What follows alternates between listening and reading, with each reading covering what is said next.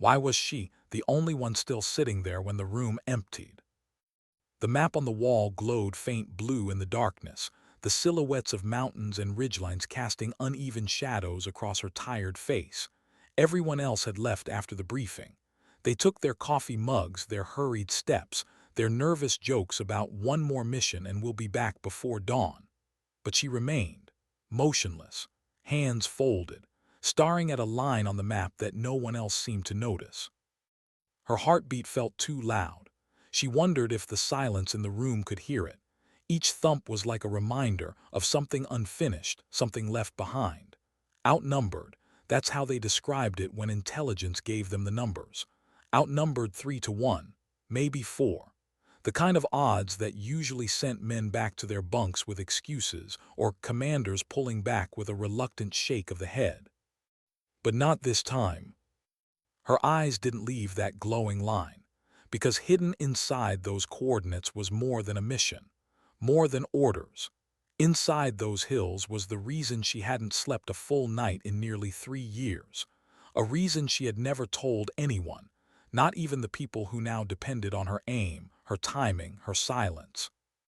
She rose finally, her chair scraping against the concrete floor, the sound sharp and out of place in the hush. She straightened her uniform, adjusted the strap of the worn rifle case over her shoulder, and breathed in as if the air itself could steady her. The hallway outside was dim. Only red lights, emergency low-glow strips along the walls. It always felt like time stopped in those underground bases, like the sun above didn't exist. She passed men laughing quietly, forcing courage into the air, pretending it wasn't fear they were trying to cover. She passed a mechanic wiping grease from his hands, muttering a song half-remembered from childhood.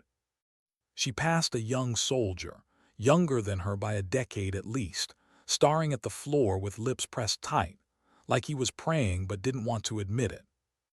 No one spoke to her, not really. She wasn't unfriendly, but she carried something that made people keep their distance, as if they could sense the storms she carried inside her chest, storms she never let break the surface. She liked it that way. Alone was quieter. Alone was predictable. Still, as she reached the gear room, she hesitated at the door. She could hear the chatter inside, the clink of metal, the shuffle of boots. Her hand rested on the frame. For a second, she thought about turning back, but then she pushed through. The room fell a little quieter, not completely, just a shade. They looked at her in quick glances. Some nodded, some didn't. One or two gave her the kind of look that said they didn't know how she ended up here at all.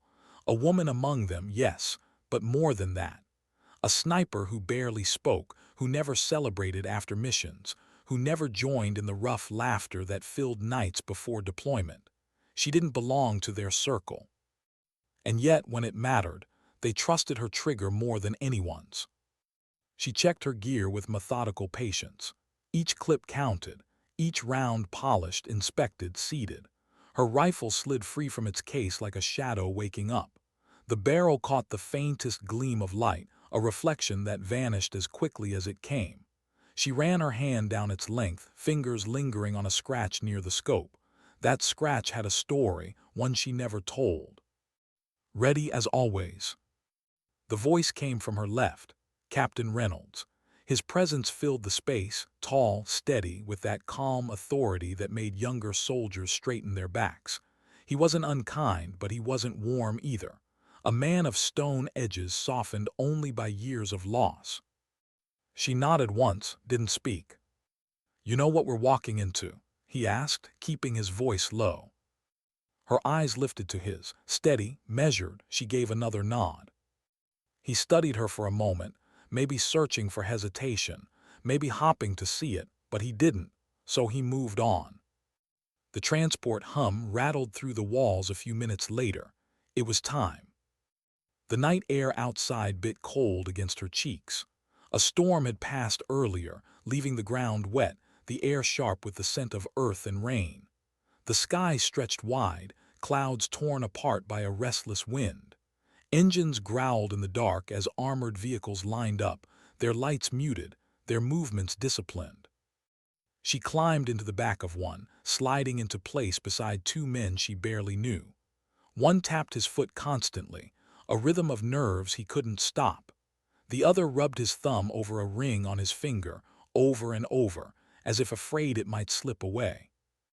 She closed her eyes briefly, listening.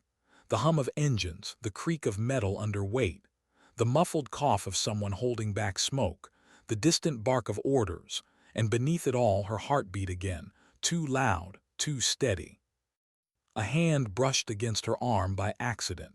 The young soldier, the one who'd been staring at the floor earlier. His eyes met hers for the briefest second, wide, scared, but holding something else too. A question, maybe even a plea. She looked away first. The convoy moved, engines growling louder, the world outside rushing past in streaks of shadow and blur. She thought about the silence that followed gunfire. She thought about the way the world seemed to hold its breath right after a shot before the echoes died. That silence, she both loved it and feared it, because in that silence you could hear everything you'd been trying to bury. And she had buried a lot. Her brother's face came to her mind unbidden. The last time she saw him, standing on a porch back home, sun in his hair, that half-smile he wore when he didn't want her to worry. He had gone first, taken his place, promised he'd be back. He never came back. And when the men who carried the flag came to the door, when the folded triangle rested in her mother's trembling hands, when the house filled with sobs and the air tasted like grief, younger her had made a promise. She would finish what he couldn't. The convoy slowed, she opened her eyes. Ahead the hills loomed dark giants against the dim sky. Somewhere inside them more than numbers waited. Hostiles, yes, but also answers, proof, closure, or maybe nothing at all, maybe only more silence. The vehicles stopped, orders hissed low, boots hit the ground. She moved with them, rifle slung across her back, senses sharp. The ground was slick mud sucking at her boots. The wind carried whispers through the grass, a sound almost like voices but not. They fanned out, spreading across the slope, each pair melting into the terrain. She stayed near the rear, scanning, always scanning. A signal came, they advanced. Her heart picked up. Each step forward felt like stepping deeper into memory, deeper into a storm she'd been running from for years. She wasn't just outnumbered by the enemy tonight. She was outnumbered by ghosts, by regrets, by promises whispered in the dark. But she kept moving. Because sometimes, the silence of fear can only be broken by a single heartbeat. Why did the night sound louder than usual? Every shift of a boot, every brush of fabric, every exhale seemed to echo against the ridges. She wondered if it was only her, if her ears were tuned sharper than the others. Or maybe the silence here wasn't silence at all. Maybe the hills whispered back when you entered their shadows. She crouched low, rifle sliding forward, eyes pressed to the scope. The glass was cold against her skin, and through it the world stretched sharp and magnified. Stones, branches, broken fences left behind by some forgotten hand. Nothing moved, nothing obvious, but she knew better. Her finger lingered near the trigger guard, not touching, waiting, breathing. Behind her the young soldier whispered too loud, "It's too quiet." She wanted to turn to hush him, but Captain Reynolds did it first. His hand, firm on the boy's shoulder, pressed him lower into the dirt. "Quiet is when you listen hardest," he murmured, "not when you talk." The boy swallowed, nodded. His face glistened faint in the starlight. Fear made people shine in strange ways. She shifted her aim, sweeping across the slope. No muzzle flashes, no heat signatures, just the eerie patience of land that had seen too much. And yet something. There. She froze, scope locked. A glint, barely visible, metallic, half hidden in the rocks above. It could have been nothing, a fragment of old equipment, a shard of glass, but her gut tightened. Years of instinct whispered otherwise. She didn't speak it aloud. She just tapped her fingers twice against the dirt, a signal. Reynolds looked at her. She pointed with two fingers, slow, steady. He followed her line of sight, then nodded. The squad halted. Breath became the only sound. She held her sight steady, watching that glint, waiting for it to breathe back. And then it did, a shift, a faint movement, enough to turn suspicion into certainty. Reynolds signaled silently. Positions shifted, triggers readied. Her heartbeat picked up, each pulse thudding louder like the prelude to thunder. She thought of her brother again. He would have been here, crouched beside her, maybe whispering some quiet joke to break the tension. She almost heard his voice in the wind, and it almost broke her concentration. Almost. Then it happened. A crack ripped through the night. Not hers, theirs. Bullets shattered stone inches from her scope, spraying shards against her cheek. She dropped flat, rolling instinctively, dirt grinding into her skin. The boy cried out, not from pain but shock, scrambling against the ground. Reynolds shoved him lower, barking a wordless growl. The hillside lit with flashes, muzzle bursts like angry stars blinking awake. She pressed her cheek back to the stock, sight snapping up, breath cutting short. She found the glint again, now a face, half lit by the fire of his own weapon. She didn't hesitate. One shot. Silence reclaimed that slope. She pulled back, heart hammering. Another flash, another target. She squeezed again. And again silence. The squad moved, spreading wider, answering with their own controlled bursts. She barely heard them. Her world was narrowed to the scope, to each inhale timed with each squeeze, to the fragile line between her and the chaos. But even as they pushed forward, she felt it. The imbalance. They weren't winning ground. They were holding barely. Outnumbered, as Intel said, maybe more than that. A hand grabbed her arm. Reynolds. His eyes burned into hers, not with panic but with question. How long could she keep this up? She didn't answer, just shifted, slid, found another vantage, and steadied again. The boy crawled near her, panting, his voice trembling. We can't hold them." She cut him a look, one sharp glance. It wasn't anger, it wasn't dismissal, it was something else, a reminder. He swallowed his words. She shifted her scope again. Sweat slid into her eyes, stinging. She blinked it away. Every part of her body screamed for rest, but her mind refused to yield. Because this wasn't just another firefight, not for her. She had known this could happen, outnumbered, surrounded, pinned. That's why she stayed after the briefing. That's why she stared at the map when others left, because she knew something no one else did. This place wasn't random. These hills weren't chance. They were the same hills her brother never walked out of. Her chest ached at the thought. She wanted to scream it to them, to explain why she was here, why her finger wouldn't leave the trigger.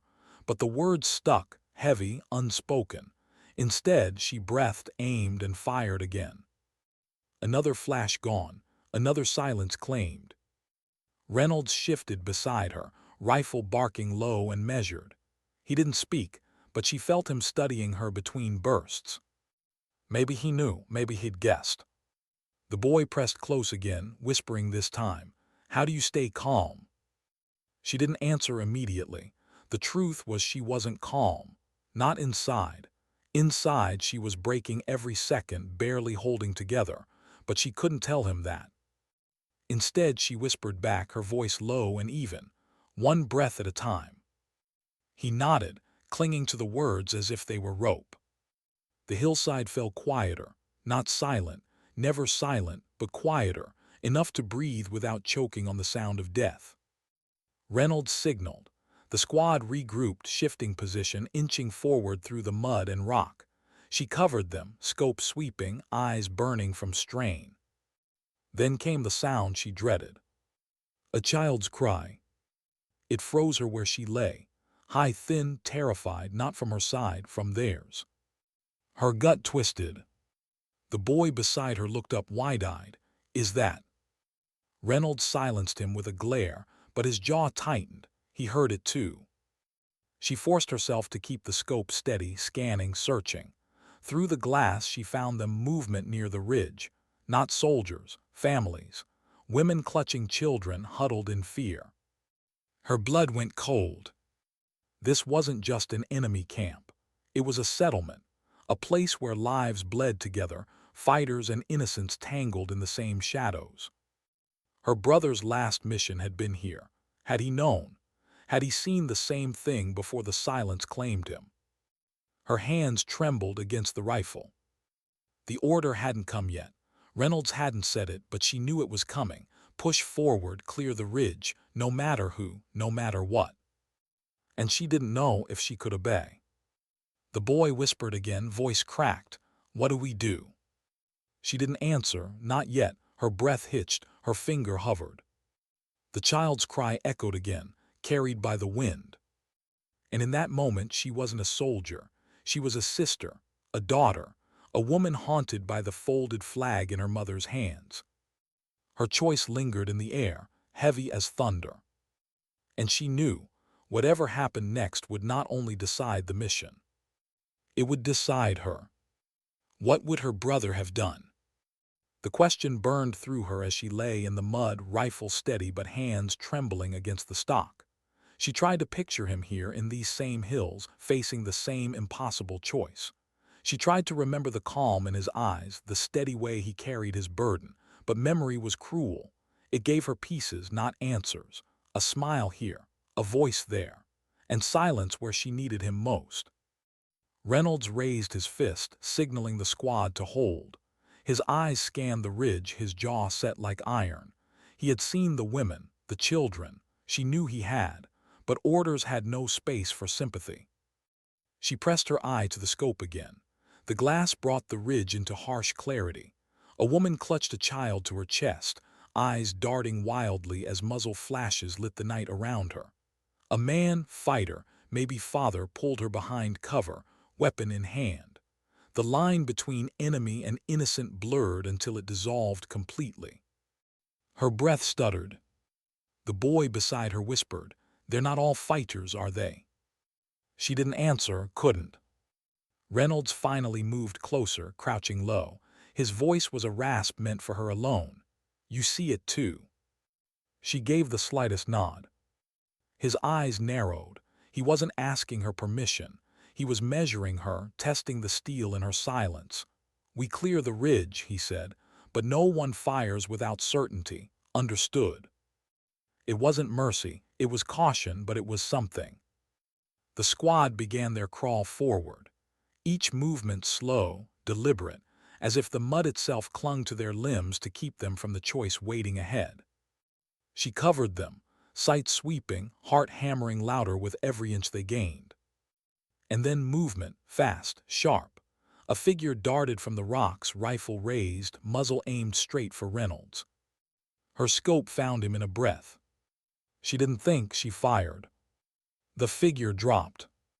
But in the flash of her shot, another face appeared behind him in the shadows. A boy, no older than 15, not holding a weapon, just standing there, wide-eyed, staring at the man who had fallen in front of him. Her chest clenched. She pulled her finger away from the trigger, hand shaking. The rifle suddenly felt heavier, like lead pressing her into the dirt. Reynolds glanced back at her. Their eyes met for half a second. His gaze held no judgment, just acknowledgement. He had seen the boy too. The squad pressed forward, climbing the slope now, moving from shadow to shadow. She followed, each step sinking into mud, each breath cutting sharp in her throat. At the crest, the world opened wider. Fires burned in makeshift pits. Tents flapped in the restless wind. Families huddled against the earth, eyes wide with fear. Fighters wove among them, rifles raised, shouts cutting the night. It wasn't a base, it was a village. And the mission suddenly felt like betrayal. The boy soldier behind her whispered, voice breaking, "We can't do this." She almost agreed, almost spoke the words herself, but Reynolds cut in, voice low but firm. "Focus, secure the high ground, we don't fire unless we must." They moved deeper, weaving among the rocks, the line between soldier and human stretching thinner with every step. Her rifle swept the camp. A fighter raised his weapon, she fired. Another ducked behind cover. She held her breath, waiting, praying he wouldn't aim again. The wind carried cries, some in anger, some in fear. They tangled in her ears until she couldn't tell them apart. She thought of her mother's face, lined with grief, hands clutching the folded flag. She thought of the silence that had filled the house after her brother was gone, a silence no amount of words could break. And she realized she had been carrying that silence ever since. It wasn't the firefights that haunted her. It wasn't the odds stacked against her. It was this, the moments where the mission wasn't clear, where the target wasn't an enemy, but a life caught in the wrong place at the wrong time. Her breath hitched as she caught sight of movement to her left. A fighter, crouched low, creeping toward the squad's flank. She aimed, exhaled. A clean shot. The man fell, his rifle clattered against stone. But then from the shadows, another figure rushed forward. A woman. She threw herself to the man's side, crying out, hands pressing desperately against his chest. Her vision blurred. For a moment she couldn't breathe. She had seen this scene before, different faces, different ground, but the same agony. She had been on the other side once, watching soldiers leave nothing but folded flags behind. Her hands shook. She lowered her rifle, eyes burning. Reynolds' voice cut through the storm in her head. Focus, sniper. She forced herself back into position, though her chest felt like it was splitting open. The boy soldier crawled near her again, his voice trembling. Why do we have to be here? Why this place? She didn't answer, couldn't, but the truth clawed at her throat. Because her brother never came back from here. Because she couldn't leave without knowing why. Because some ghosts refuse to rest until you meet them face to face. The firefight thinned, fewer flashes, less noise. The squad pressed forward, securing ground step by brutal step. She kept her scope steady, but her mind drifted. She wondered if the man she had just shot had been someone's brother, if the woman holding him had once promised to wait for him, if a child somewhere would now grow up with silence where laughter used to be. She forced herself to breathe, to stay steady, to keep her finger ready. But the cracks inside her were widening. A shout rose from ahead, Reynolds calling for cover. She snapped her scope up, a rooftop, a shadow, a weapon glinting. She fired. The shadow dropped.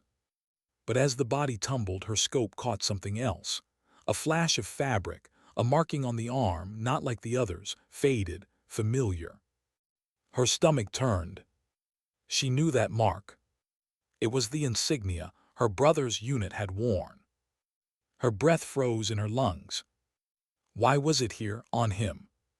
The scope shook in her hands. She pulled back, blinking hard, heart slamming against her ribs. The battlefield blurred around her. Voices, gunfire, cries, all distant. She crouched lower, pressing a hand against her chest as if she could hold herself together.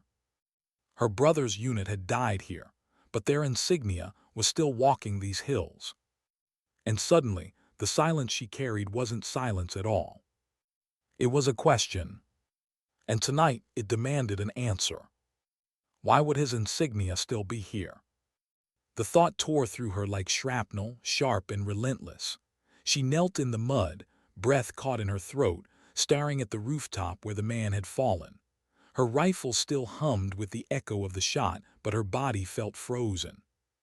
Her brother's unit had been declared lost. Every man accounted for, they'd said. No survivors. The insignia returned with his effects. She had seen it herself, folded with precision, placed into her mother's trembling hands. So how could she be staring at it now, sewn into the sleeve of a man she had just killed? The firefight thinned further, shadows retreated. The ridge was almost theirs, but inside her a storm raged louder than bullets. Reynolds crouched beside her, voice low, urgent. You all right? She forced herself to nod, but her throat burned with the lie. His eyes lingered on her longer than usual, as if peeling back the layers she guarded so carefully. He didn't press. He just moved on, signaling the squad forward. She followed, but her steps dragged, each one heavier than the last, weighed down by the ghost sewn into that insignia. The boy soldier stayed near her side, his face pale, dirt streaked across his cheek. He whispered, "What was that? What did you see?" She almost told him. The words sat heavy on her tongue, but the fear of them, the raw wound they would tear open, kept her silent. She only shook her head. They crept deeper into the village.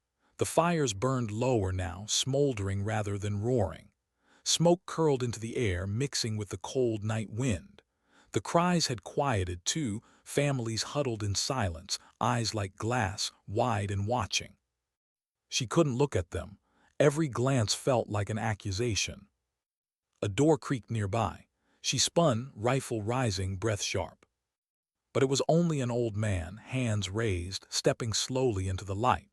His clothes were threadbare, his face carved deep with lines of years and worry.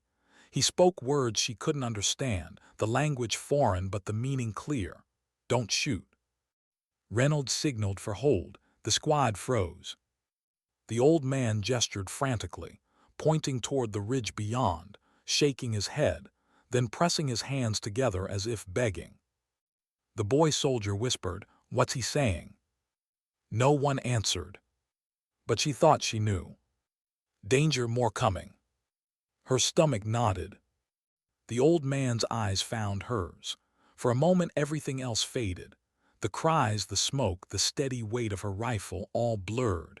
His gaze was direct, heavy, filled with something she couldn't name.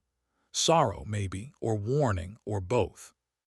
Then Reynolds waved the squad forward again, careful, controlled. The old man stayed behind, his figure swallowed by the shadows as they moved on. She couldn't shake his eyes from her mind. The ridge narrowed, funneling them into a tight pass. Rocks jutted like broken teeth, forcing them into single file. The wind whistled through, carrying the faint metallic tang of blood and smoke. Her finger brushed against the trigger guard again, nerves coiled tight. And then voices ahead. Low, murmured but distinct, not frightened, not pleading, conversing. She dropped flat, crawling to the edge of a boulder. Slowly, carefully, she lifted her scope. The glass found them. 5 figures, armed, hardened, their gear mismatched but organized, and on one of them the insignia again, her brother's unit. Her chest clenched so hard she thought it might stop her heart entirely. She zoomed in closer, breath caught. The insignia wasn't just similar, it was exact. Same stitching, same faded edges, same small tear near the border. Because it was his. She knew it. She had sewn that tear herself, years ago, before he deployed. A sister's small attempt to hold something together before the world tore it apart. Her vision blurred, her grip faltered. The boy soldier whispered behind her, "You see them." She couldn't speak. Reynolds crawled up, his presence steady at her side. "What is it?" She hesitated, torn between silence and confession. The weight of the truth pressed against her ribs until it hurt to breathe. Finally, she whispered, barely audible, "That insignia, it was my brother's." Reynolds froze. His eyes flicked to the scope, then back to her. His face didn't change, but his silence said everything. The boy soldier blinked, wide-eyed. "Your brother." She nodded once, throat tight. Reynolds studied her, then spoke, his voice firm but softer than usual. "Then you know what that means." She shook her head almost violently. "No, he's gone. They told us he was gone." "Maybe not all of them," Reynolds said. The words struck like lightning. She nearly dropped the rifle. Could it be? Could her brother have survived? Could he have been living here in these hills all this time?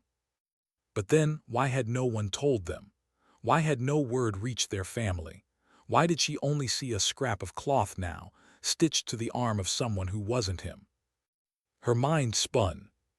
The 5 figures ahead moved, shifting positions, checking their rifles. They hadn't seen the squad yet.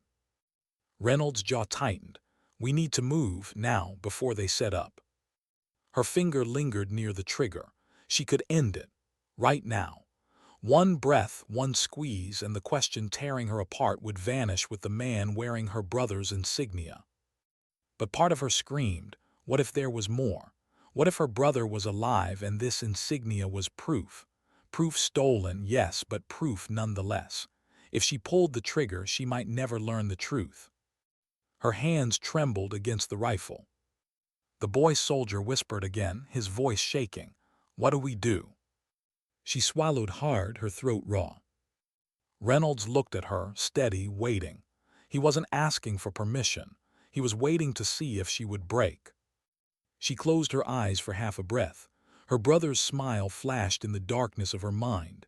The porch, the folded flag, the silence afterward. Her eyes opened again. Her voice was barely more than air. Not yet. Reynolds' eyes flickered with something, reluctance maybe or respect, but he gave the signal anyway, hold. The squad waited, crouched in the dirt, hearts pounding in unison with the storm pressing down on them. The 5 figures moved further into the pass, vanishing briefly behind jagged stone. The moment stretched thin, fragile as glass. And in that stretched silence, she made a promise to herself. She would find out what happened to her brother, no matter what it cost. The wind roared suddenly, a burst that carried grit into her eyes. She blinked hard, vision swimming. When it cleared, the figures were gone. Reynolds cursed under his breath. The squad shifted, tense, searching. She stayed frozen, heart racing. Because the truth wasn't running from her anymore. It was waiting. And tonight she would face it. Why did the sky look so calm when the ground beneath it trembled with uncertainty? She noticed the stillness above her as she sat against the cold wall of a half-broken structure, her rifle laid across her knees. The stars blinked like quiet witnesses, distant and untouchable, while her pulse reminded her she was still tethered to the earth, still breathing, still in the fight. Yet tonight felt different. Tonight carried the weight of something unspoken. She glanced at her hands, steady on the metal of her weapon. Too steady. They weren't supposed to be this calm, not after what she had seen, not after what she had lost. But somewhere between exhaustion and clarity, fear had burned itself out, leaving only focus. The kind that felt less like bravery and more like inevitability. A voice crackled faintly in her earpiece, an update from command. Reinforcements were delayed. Of course they were. She swallowed, her throat tight but dry, eyes scanning the horizon where shadows stretched long across ruined stone. It wasn't the enemy she worried about most tonight. It was time. Time that kept slipping, dragging her toward something she wasn't ready to name. The others were resting nearby, what few remained of the unit. Their breathing carried in uneven rhythms like the sighs of people caught between fragile hope and brutal fatigue. She could almost match each breath to story. One man had a son he hadn't met yet. Another carried guilt over a mission gone wrong years back. And then there was the quiet one, too young, too wide-eyed for all he had already endured. She saw him shift in his sleep, his lips parting as though whispering to someone long gone.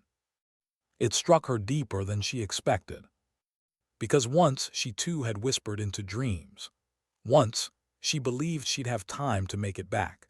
Time to return what she owed, time to apologize.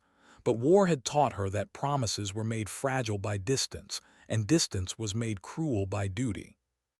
A flicker of motion caught her eye, a shadow on the ridge. Her body tensed instinctively, rifle angled, breath held. But it was only the wind teasing a torn scrap of canvas. She let the air escape her chest slowly, deliberately, and with it came a thought she hadn't allowed herself in months. What if tonight was the last quiet night she would ever see? The silence stretched, heavy but alive. And in that silence she remembered something her father had once said before she left home. He wasn't a soldier. He didn't know the weight of armor or the precision of a rifle. But he knew sacrifice, the kind measured in long nights of work, hands blistered, pride swallowed. He told her, strength isn't about what you take down, it's about what you carry forward. She hadn't understood back then. She thought strength was about winning, about proving something. But now, with everything stripped away, those words pressed harder than the armor on her shoulders. Because what she carried wasn't just gear or weapons. It was memories. It was faces. It was guilt and love tangled into something that kept her standing when she should have fallen.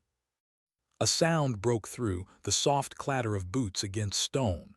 One of the men approached her, his silhouette sharp against the pale wash of moonlight. He crouched down, nodding at her rifle. "You ever sleep?" he asked, voice low, not unkind. She gave the faintest smile, though it barely reached her eyes. "When it's over," she replied. He didn't laugh, didn't argue, just sat beside her, shoulder to shoulder in the kind of silence that soldiers understood. After a moment, he pulled something from his pocket, an old photograph, edges frayed, colors faded. A woman, a child, a porch lit by sunlight. "She told me not to go," he admitted quietly. "Said the fight wasn't mine. Maybe she was right, but if I hadn't, someone else would have stood here instead. Maybe someone who wouldn't make it back." She turned toward him then, studying the weight in his expression. It wasn't regret exactly. It was something deeper, something more human. "Do you think you will?" she asked, the question slipping out before she could stop it. His jaw worked, and he folded the photo carefully, placing it back in his pocket as though it were more fragile than his own heart. "I don't know," he said simply. That honesty lingered in her chest like a wound that refused to close. She envied it. She wished she could say the same. But she did know. Deep down, beneath layers of denial, she had felt it since the mission began. A thread had already been cut. She wasn't meant to return. She looked away before he could see the truth flicker across her face. Instead, she let the silence carry her thoughts, watching as the horizon hinted at the faintest glow of approaching dawn. Another day, another fight, another chance to carry forward. But something shifted inside her in that moment. She realized she had been holding back, guarding not just her heart but her purpose. The others needed strength, but not the hollow kind. They needed to believe in something more than survival. And maybe, just maybe, her role wasn't to make it out. Maybe it was to make sure they did. Her hand tightened around her rifle, not out of fear but of decision. Each heartbeat still felt like a bullet in the silence of fear, but now it wasn't just hers to endure. It was theirs to survive. The man rose quietly, giving her a small nod before walking back toward the others. She watched him go, and for a brief second she imagined him returning home, arms open, his child running into them, the sound of laughter filling the space where silence had once lived. She let herself hold that picture, not because she believed she'd see it happen, but because she wanted it to. The glow of dawn grew stronger, brushing the edges of the world in pale gold. And in that fragile light, she finally accepted something she had resisted for too long. The mission was no longer just about objectives, coordinates, or orders. It was about leaving behind a chance for others to keep living the lives she once dreamed of. She closed her eyes briefly, inhaled the cool morning air, and let the resolve settle into her bones. When she opened them again, the world seemed sharper, the silence less suffocating. For the first time in a long time, she wasn't just fighting against fear. She was fighting for something beyond herself. And sometimes that made all the difference. What kept her awake wasn't the noise of war, but the quiet that followed. That hollow space between firefights when the air seemed to hold its breath and the shadows pressed closer, daring her to close her eyes. She couldn't, because every time her eyelids sank, faces she couldn't save returned, and each one asked her the same question: why you and not me? The dawn had bled into a sharp, unforgiving morning. The air was crisp, carrying the faint tang of smoke and dust. She moved with the others down a narrow street, buildings leaning like tired old men, their windows hollowed out and blind. The unit was smaller now, stripped down by attrition, but somehow tighter too. Every glance carried meaning, every gesture carried trust. Her boots crunched over broken glass, but her steps made no sound in her head. She was elsewhere, back at the briefing table weeks before, when she sat silently, overlooked while louder voices carved up strategy. She remembered how no one had asked her opinion until it was too late, how her insight about the terrain had been brushed off. And now, standing in the ruins of those same streets, She wondered how many lives had been lost to that silence. Yet here she was, walking through the proof of her own foresight. The irony cut deep. They paused at a crossroads, the commander lifting a fist to halt the column. She crouched low, rifle steady, eyes scanning the rooftops. Every corner was a question, every shadow an answer waiting to be revealed. Her breath slowed, her heartbeat a metronome she had learned to control long ago. And then it happened. A sharp crack split the air, not close, not direct, but enough. The young soldier beside her flinched hard, his weapon clattering against the wall. His breathing spiked, his shoulders shaking. She looked at him not as a soldier but as someone's child, someone who hadn't asked for this. His helmet tilted forward as he whispered almost to himself, I can't do this." For a moment the world narrowed to just them. The others held formation, eyes locked ahead, waiting for the signal to move. But she stayed with him. Her hand touched his arm, firm but gentle, grounding him. "You already are," she whispered. He blinked at her, startled. She let the words hang, their truth sharper than any command. "Fear doesn't mean you're failing, it means you're human. You keep going anyway, that's what matters." Something shifted in his gaze then. Not full confidence, not yet, but enough to stand. Enough to steady his rifle again. She watched his breathing slow, his shoulders tighten back into place. A fragile victory, but one that mattered more than any firefight. The commander's hand swept forward. They advanced, steps quick and precise, weaving through the urban maze. Every second felt stretched thin, stretched taut, but they moved like threads pulled through a needle, silent, focused, unbroken. Her eyes caught movement high on the left, two figures, faint glints of metal. Instinct screamed louder than thought. She lifted her rifle, squeezed. One fell, the other vanished. The street erupted, shouts, fire, the air split with chaos. Her body moved before her mind could catch up. Every shot she took was measured, every shift of cover a dance rehearsed 1,000 times in silence. But underneath it all, she wasn't just fighting enemies she could see. She was fighting herself, the part that begged her to stop, the part that whispered she wouldn't walk away from this street alive. She pressed the thought down like a wound and kept going. Minutes bled together, then the noise eased. Smoke curled upward from shattered stone. The unit regrouped, smaller again but breathing. The young soldier she had steadied earlier looked at her, just a glance, brief but full. It wasn't gratitude exactly. It was something stronger, recognition. She nodded once, then turned away. They moved deeper into the district, toward the target they had been sent for. Every step closer felt heavier, as though the ground itself knew what they carried. She felt the weight pressing harder against her chest, not just from her gear, but from the secret she hadn't told them. The letter folded inside her pack, hidden beneath rations and ammunition. She had written it before they left the forward base. The words were simple, but they cut deeper than anything she had ever spoken.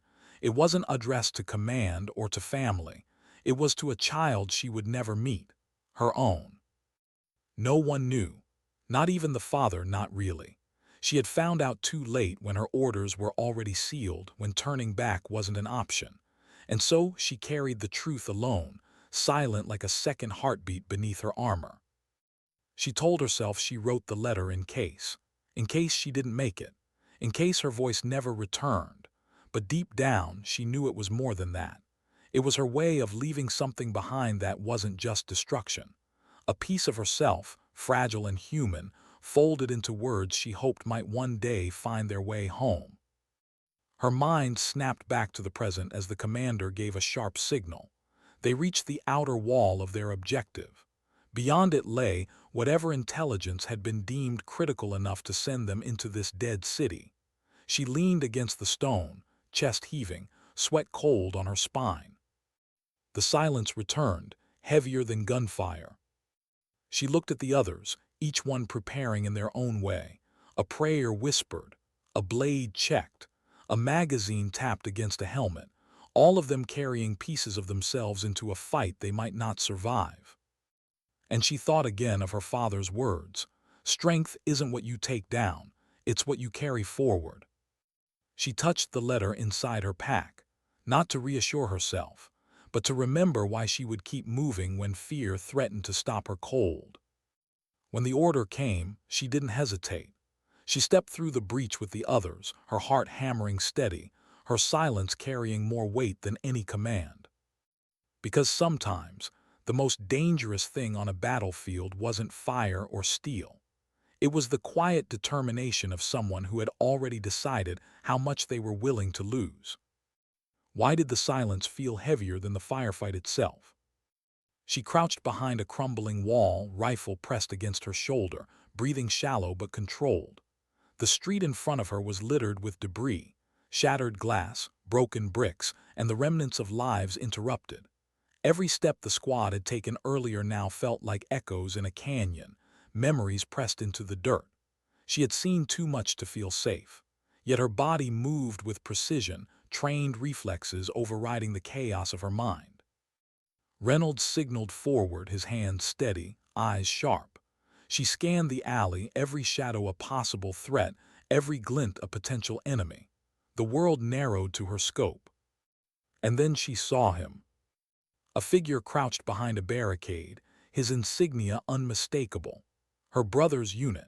Her chest tightened so violently she thought she might collapse where she stood. The man's movements were deliberate, cautious, but there was a hesitation in his step, a recognition in his eyes that almost froze her blood. It couldn't be him. Not entirely. Not after everything she had believed. And yet the insignia, the torn edge, the faded stitching, spoke truths that her heart didn't want to admit. She blinked, forcing herself to focus. This wasn't about relief. This was survival, precision, the mission. The boy soldier beside her whispered, trembling, "Is that?" She didn't answer. She couldn't. The words would betray everything she had held inside, the years of silence and loss, the hope she had buried beneath duty. Instead, she pressed her cheek to the rifle stock, sweeping the figure with measured breaths. Reynolds crouched beside her, his eyes catching hers for a moment. No words were spoken, but a question passed between them, silent and electric. Do you act or do you wait? She exhaled slowly. The target wasn't her brother, not exactly, but it carried pieces of him, shards of memory stitched into fabric. Every fiber of her being screamed to confront it, to understand, to reclaim what had been lost. Yet she didn't move, not yet. A sudden clatter from the side alley drew her attention. Two figures emerged, moving with purpose.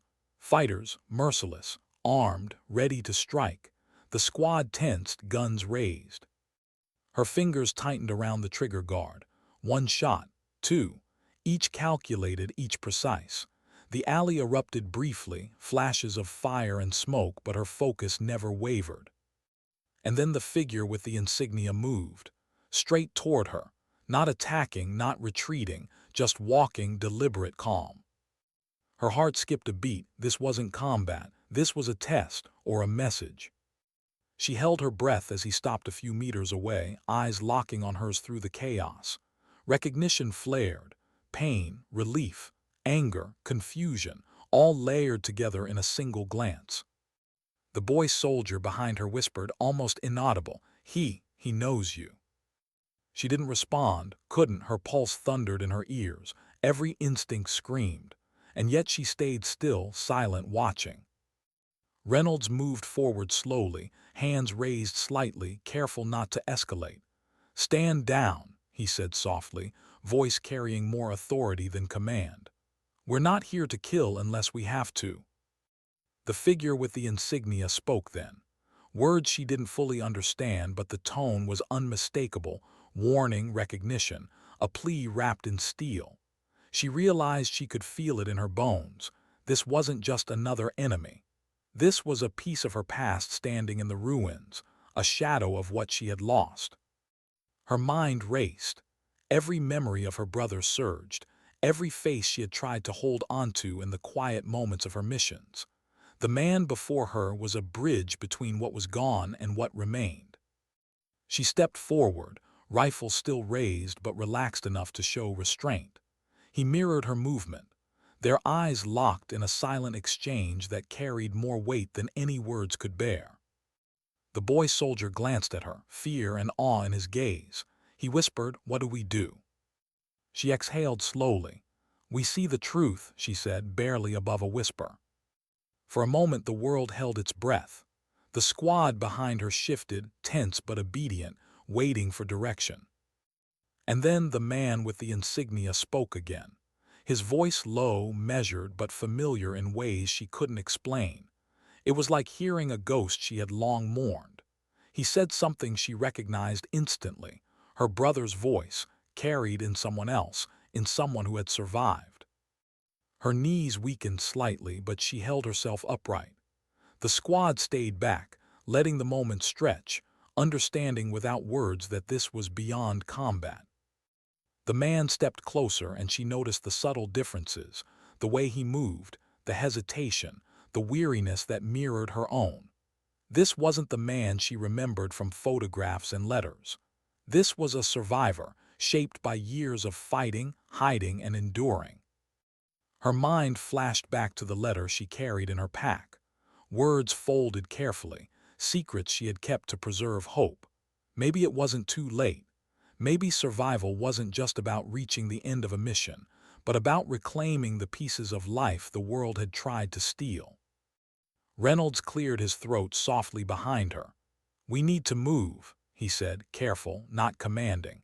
The urgency of the mission still pulsed through him, but even he sensed the fragile human moment unfolding. She nodded slightly, taking a deep breath. "One step at a time," she whispered. Not to anyone in particular, but to herself, to the brother she hadn't touched in years, to the ghosts that lingered. The man with the insignia studied her, eyes flicking briefly toward the squad, then back to her. There was recognition, acknowledgement, and something else, an unspoken understanding that what came next mattered more than the fight behind them. She stepped forward finally, lowering her rifle fully. The gesture wasn't surrender, it was reconciliation. It was trust, fragile and raw. He mirrored her, and for a moment the world shrank to just the two of them standing in the ruins, surrounded by echoes of loss and survival. The boy soldier's voice cut softly through the tension. "Is that your brother?" Her throat tightened, words failed her, instead she nodded. Reynolds exhaled, tension leaving his shoulders in a slow release.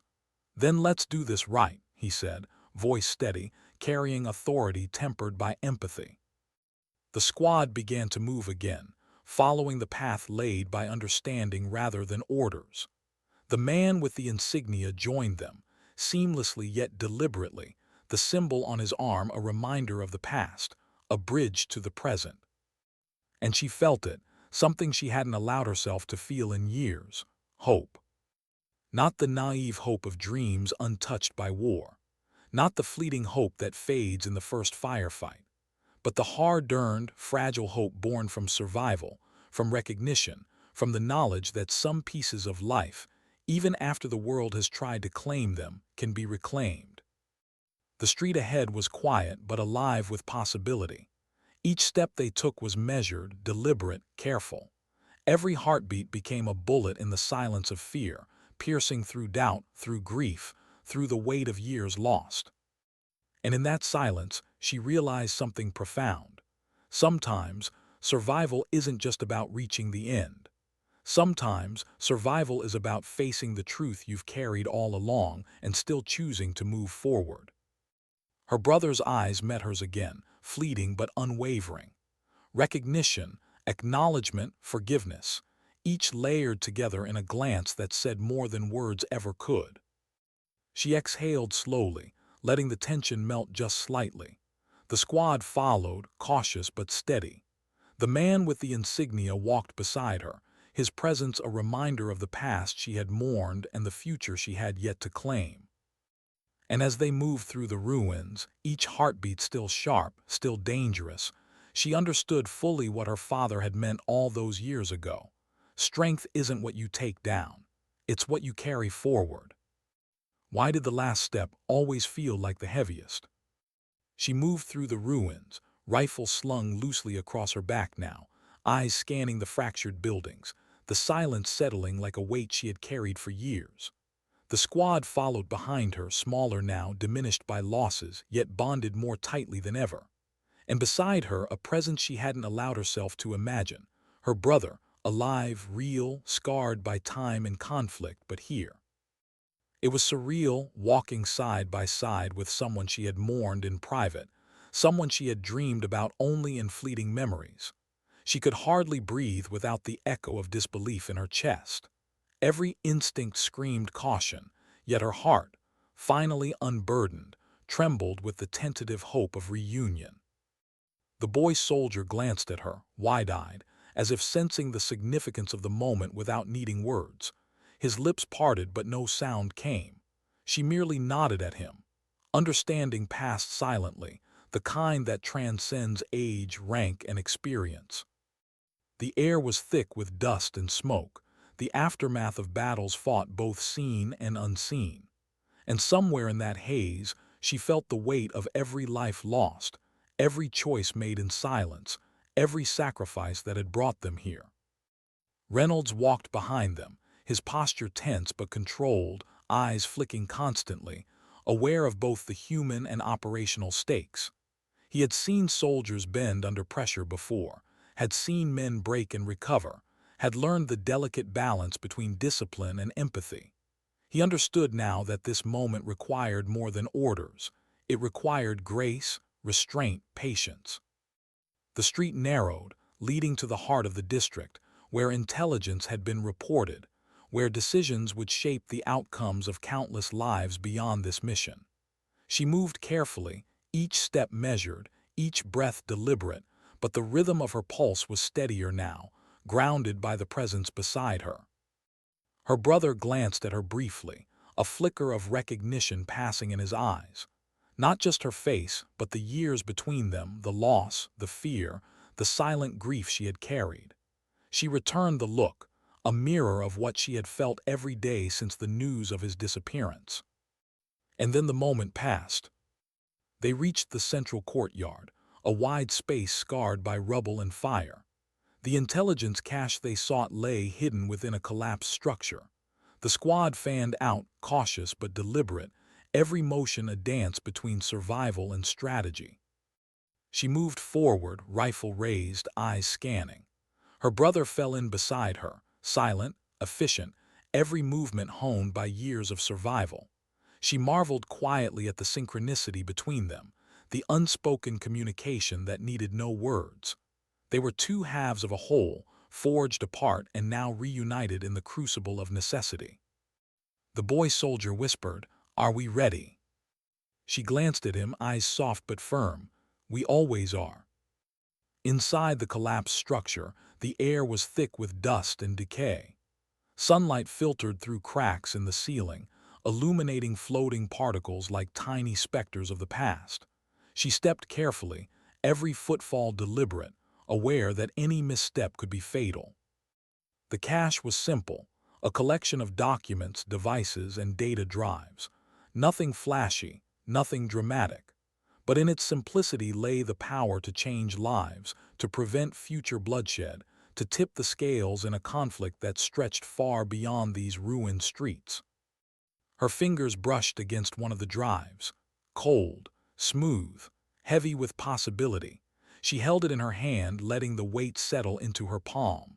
This was what all the silence, the fear, the sacrifice had been building toward. Her brother placed a hand on her shoulder, a grounding gesture. Not commanding, not questioning, just presence, reassurance. She nodded, acknowledging the bond renewed, the bridge rebuilt. Reynolds entered the space, scanning quickly before lowering his weapon. "We secure this and leave," he said. His voice carried authority, but there was a subtle softness in his tone, a recognition of the human moment unfolding before him. She moved efficiently, guiding the squad in packing the materials, ensuring nothing was left behind that could compromise the mission. Every motion was purposeful, every decision deliberate. She felt the rhythm of leadership settle into her bones, not as an obligation, but as a responsibility she was finally ready to bear fully. Outside, the wind shifted, carrying with it the scent of smoke, earth, and distant rain. She closed her eyes for a moment, letting the air fill her lungs, grounding herself in the present. The chaos of the night before, the tension, the uncertainty, all of it had led to this fragile clarity. Her brother glanced at her, voice low. "You kept it together," he said, "not praise, not judgment, just acknowledgement." She smiled faintly, a shadow of relief passing across her face. "We did what we had to," she replied. Reynolds cleared his throat. Time to move. They exited the courtyard, moving carefully back toward their extraction point. The street stretched before them, quiet now, as if holding its breath for their passage. Every step carried weight, but also possibility. Every heartbeat, once a bullet in the silence of fear, now seemed in harmony with purpose. The boy soldier walked near her, glancing at her brother, then at her. He spoke softly. I didn't think anyone could survive this." She put a hand on his shoulder, steadying him. "Survival isn't just about making it through the fight. It's about holding on to what matters." He nodded slowly, understanding dawning, a fragile hope growing where fear had once ruled. They reached the edge of the district, where vehicles waited for extraction. The engines hummed quietly, a low but comforting vibration against the tense air. The squad gathered, checking gear, ensuring readiness. She glanced at her brother one last time before they entered the vehicle. He met her gaze, a silent promise passing between them. They had found each other again, and that connection, fragile though it might be, was stronger than anything they had faced here. As the vehicle pulled away, she looked back at the streets they were leaving behind, ruined, scarred, yet still standing. There was a beauty in that resilience, a reflection of the human spirit she carried within herself. The extraction route was tense, silent except for the hum of engines and the faint crackle of the comms. Each soldier sat in their own thoughts, the weight of the mission pressing against their shoulders, but tempered by relief, by survival, by the bonds that had been forged in fire and shadow. She leaned back, closing her eyes briefly. Memories flashed, brief, sharp, and unyielding. Faces of those they couldn't save, moments of doubt and fear, victories small but significant. And through it all, the heartbeat that had carried her forward, steady and relentless, echoed in her chest. Her brother placed a hand over hers, a quiet reassurance. "We make it out," he said, voice soft but firm. She nodded, letting herself believe it. Not for herself, not only, but for all the lives intertwined with theirs in this night, in this mission, in this fragile thread of humanity that connected them all. The vehicle rose over the edge of the city, engines vibrating against the metal frame. Below, the ruins stretched out like a testament to struggle, endurance, and the human cost of survival. She let herself take it in, a silent acknowledgement of everything endured, everything lost, everything gained. Somewhere in the distance, dawn began to break fully, spilling pale gold across the horizon. She watched it, letting the light fill the spaces where fear and grief had taken root. And in that quiet, reflective moment, she understood fully what she had carried all along. Strength wasn't measured by victory alone. It was measured by endurance, by compassion, by the choices made in the stillest moments when no one else was watching. Sometimes dignity doesn't speak, it simply acts. The vehicle carried them farther from the city, farther from the battle, but closer to themselves, to each other, to the fragile promise of life beyond the fight. And she let the silence settle around her, not as emptiness, but as a canvas for hope, resilience, and the quiet, unspoken victories of those who endure. She exhaled, feeling the tension ease for the first time in what felt like years. Each heartbeat no longer a bullet tearing through fear, but a steady drum of survival, connection, and the human spirit refusing to be broken. Her eyes met her brother again. No words were needed. They had found each other. They had survived. And in the quiet strength that carried them both forward, she understood the final truth of all she had endured. Some battles are won not by force alone, but by the courage to carry on, by the compassion to see others through the darkness, and by the quiet resolve to keep moving when everything tells you to stop.